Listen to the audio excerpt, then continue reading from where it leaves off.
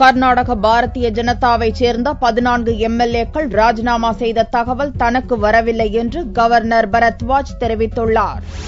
கர்நாடகாவில் ஜெகதீஷ் ஷெட்டர் தலைமையிலான பாரதிய ஜனதா ஆட்சி நடந்து வருகிறது. இதில் எடியூரப்பா ஆதரவு எம்எல்ஏக்கள் 14 பேர் சனிக்கிழமை ராஜினாமா செய்துவிட்டு கர்நாடக ஜனதா கட்சியில் ஐக்கியமாகிவிட்டதாக தகவல்கள் வெளியாகின. இதனால் பாரதிய ஜனதா பெரும்பான்மையை இழந்துவிட்டதாகவும் செய்திகள் வெளியாகின. இதுகுறித்து கர்நாடக மாநில கவர்னர் பரத்வாஜ் ஞாயிற்றுக்கிழமை கூறுகையில், எம்எல்ஏக்கள் யாரும் என்னை வந்து பார்க்கவில்லை என்றும் இவை அனைத்தும் ராஜ்பவனுக்கு வெளியே நடக்கும் விஷயம் என்றும் தெரிவித்தார்.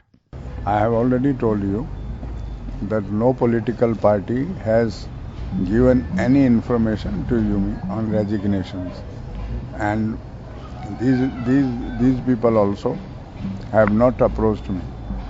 So it is happening outside Rajbhavan. I have summoned the house tomorrow. கர்நாடகாவில் சட்டசபை மற்றும் மேலவை திங்கட்கிழமை கூடும் நிலையில் 14 பாரதிய ஜனதா எம்எல்ஏக்கள் சபாநாயகர் போப்பையாவிடம் ராஜினாமா கடிதம் ஒப்படைத்துள்ளதாகவும் இவர்கள் ராஜினாமாவால் ஜெகதீஷ் ஷெட்டர் அரசு கவிழாது என்றும் பாரதிய ஜனதா வட்டாரங்கள் தெரிவிக்கின்றன. திங்கட்கிழமை கர்நாடகாவில் இரு அவைகளும் கூடுகின்றன.